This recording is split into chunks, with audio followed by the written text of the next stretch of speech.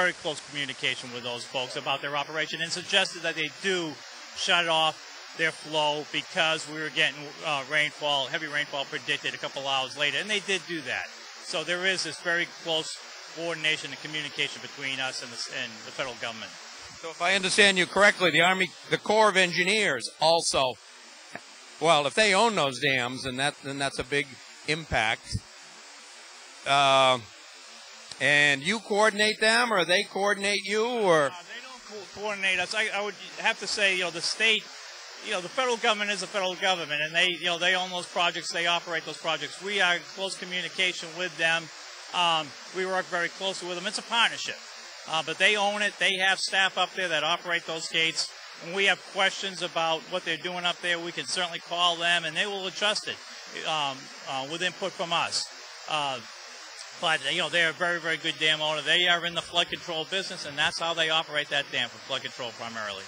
Is the state comfortable with what the Corps of Engineers is doing in terms of anticipating flooding, drawing down as necessary? I mean, are they, in your opinion, in the state's opinion, are they doing a good job? Oh, absolutely. If you look at the sequence of events of these last two floods and how they operated those dams, absolutely.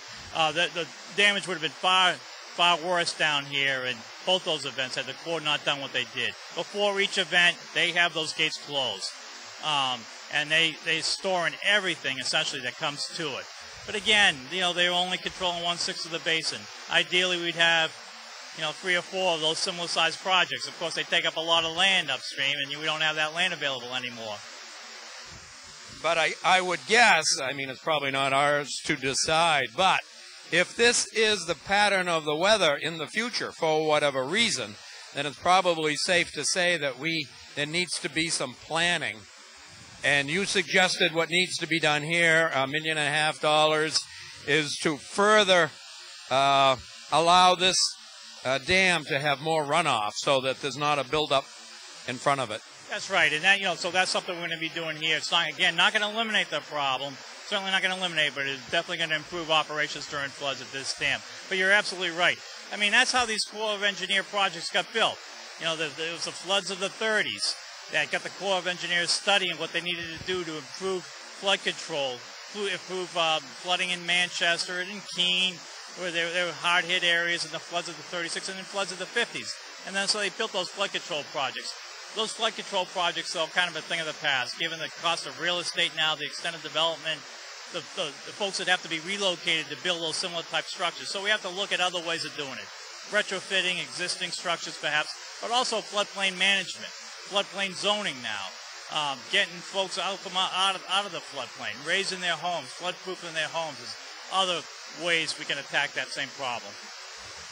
So there's really no silver bullet or lightning bolt that's going to solve the flooding problems. It's going to involve a lot of people with a lot of efforts and a lot of different approaches? That's correct, Ivan. There's really no silver bullet to solve this problem. We can't stop the rain. We can only do so much engineering. I mean, it's going to be, we're going to have to, really, again, look hard at flood-prone areas and do flood-proofing where it's possible, but also prevent development in some of these flood-prone areas. Is there anything you'd like to say to the people of Goffstown, or is there any question that I didn't ask that people should know? I know I've been talking to a lot of folks in Goffstown who still have lingering concerns about the operations of this dam, and many folks have my number at work. It's 271-1961. They can reach me at work if they do have questions about the operations here. Feel free to give me a call. Could you repeat that number again slowly? It's 603-271-1961 is my telephone number. I want to thank you, Jim, very much for taking the time. Very much appreciated. And if you folks, Lou D'Alessandro, listening to Jim, was talking about Jim is taking some effort to looking at some of the necessary improvements. Of course, it's $1.5 million. We want to be concerned about that. But you may want to educate yourself. Talk to some of your representatives and politicians. The degree to which we can talk about this, it's going to bring about more solutions. So why don't we move and take a bigger look at the location. Well, we've got a little different perspective. We're standing on up top. I don't know exactly know what we're standing on, but we're up high. John, could you share a little bit about where we are and what the function of some of the things we see? Certainly. Ivan, we're on top of the intake structure, which is on the left abutment. Essentially, what we have here is when the water comes in, it has to flow through some trash racks. And then we have a headgate structure, is what you see over here.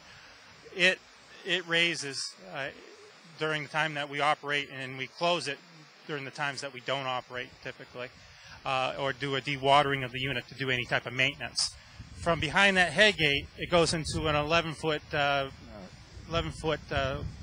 box structure called a penstock, which leads to the unit. Got it. So that's the turbine, and that's what turns that big blue monster in there, generates the electricity. And I notice in the background there's an abandoned railroad trestle and all that. There's a lot of debris piled up against that. There's some fencing. Being a 40-year resident of Goffstown, I've seen people leap off that. But that's what we call upstream, and I notice there's houses up there, and depending on the boards and the status of the water, this water upstream going up to Glen Lake could be anywhere from, say, 3 to 5 feet higher under normal conditions.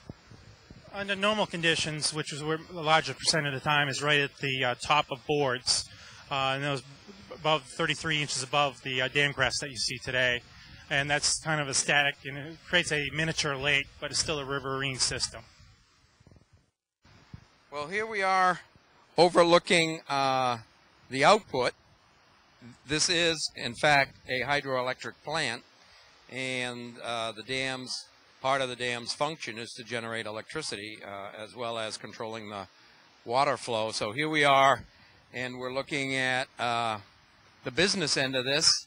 Can you share a few things with us about the electrical output? Yeah, I mean, hydropower is making electricity from water flow, and we kind of described pretty closely in detail how the water flows to the generating unit. Once the rotating equipment makes electricity, it is therefore transmitted back to this transformer yard. From there, that particular electricity goes on to the national grid. It's essentially sold on the wholesale market. So it's distributed and wholesaled. It just goes into a pool of electricity, so to speak. That's correct. That's into the New England market. New England market. Yeah. And we produce typically about 1.9 gigawatt hours. Right. And as Julie had shared with us earlier, that's enough to do about 260 homes. Yes, on the average. Yeah. On the average, and it's obviously pretty well spread out among the network along with all the other electrical providers. Well, here we are. John Dollard and I are going to look at some charts. There's a lot of questions in town. People have been talking about drawdown and impact of drawdown. And John here has a few flip charts, so we're going to look at some specifics. We'll get into some numbers, some details, and it's all yours, John.